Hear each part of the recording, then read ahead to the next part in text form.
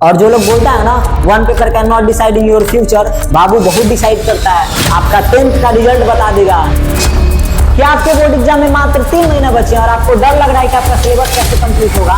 तो ये वीडियो सिर्फ आपके लिए है, क्योंकि हम इस वीडियो में जानने वाले हैं कि 3 महीने में हम अपने टॉपर बनने के सपना को कैसे पूरा कर सकते हैं। सबसे पहले आप डरना बंद करो, और ये आपको पता है कि हमारे पास ये मात्र 3 महीना बचा है और इसमें भी हमको अपने पूरे जी जान को लगा देना, अपने पूरे ताकत को, पूरे एनर्जी को क्या कर देना है, झोंक देना है, ताकि हम अपने टॉपर बनने के सपना को क्या कर सके, पूरा कर सके। और बाबू ये बात 100% सही है कि टॉपर कोई आसमान से नहीं टपकते हैं, टॉपर इसी धरती से, इसी समय को सही से यूटिलाइज करके, अपने डर को हराकर अपने टॉपर बनने के सपना को क्या करते हैं बाबू, पूरा करते हैं। तो हमारे पास मात्र ये 3 महीना बचा है और इस 3 महीने को हम कैसे सही तरीके से पढ़े, कैसे सही ढंग से यूटिलाइज करें, कैसे सही समय पे पढ़े और कितना पढ़े, ये हम क्या करने वाले हैं बाबू, जानने वाले हैं।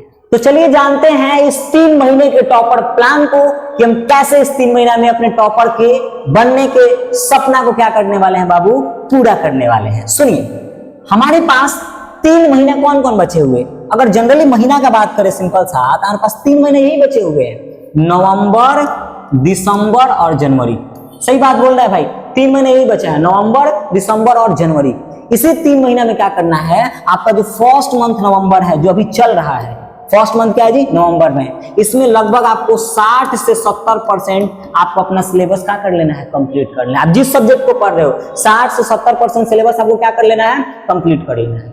सिंपल सा करना क्या है, अब देखिए, भारी चैप्टर पहले आपको करना है और आसान चैप्टर क्या करना है, बाद में करना है। तो पहले तो जितना भाषा हो गया, न्यूमेरिकल हो गया, सब पहले कर लीजिए इस नवंबर मंथ में। फिर आप जैसे दिसंबर में जाओगे तो इसमें आप ऑब्जेक्टिव कर लेना, आप प्लस में क्वेश्चन बैंक कर लेना, 10 साल को जो पुराना पूछा गया क्वेश्चन है उसको आप रिपीट कर लेना। इससे आपका क्या होगा कि पहले तो आप लोगों ने सिलेबस कंप्लीट कर लिया। देखिए, पूरा सिलेबस तो नहीं कंप्लीट हो सकता है, लेकिन जो सबसे इंपॉर्टेंट चैप्टर है उसको पढ़ लीजिए।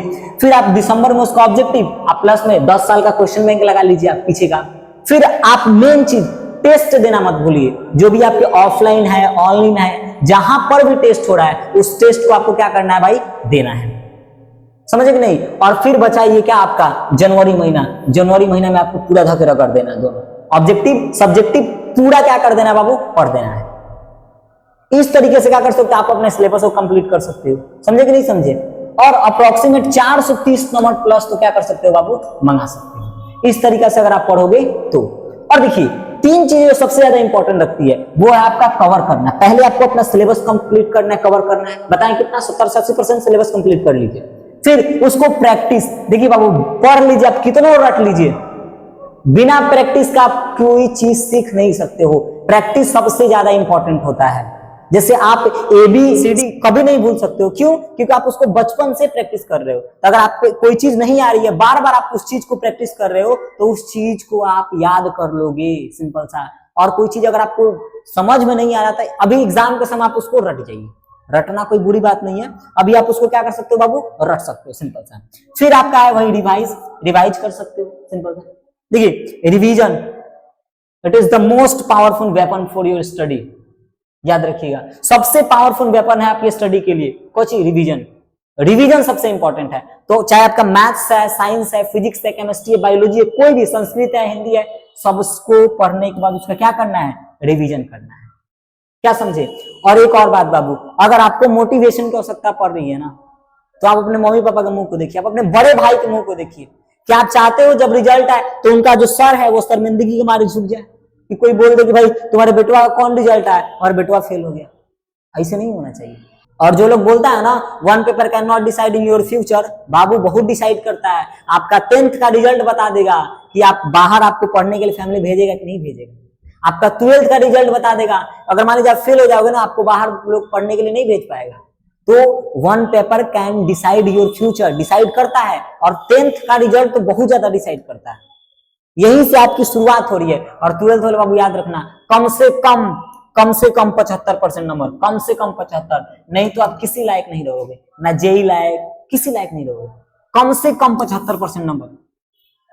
और जिनको अगर अच्छा नंबर लाना है भाई, इन सारे चीजों को क्या करना होगा, प्लानिंग करना होगा। तो याद रखिए, आप अपने आप को मोटिवेटेड रखिए।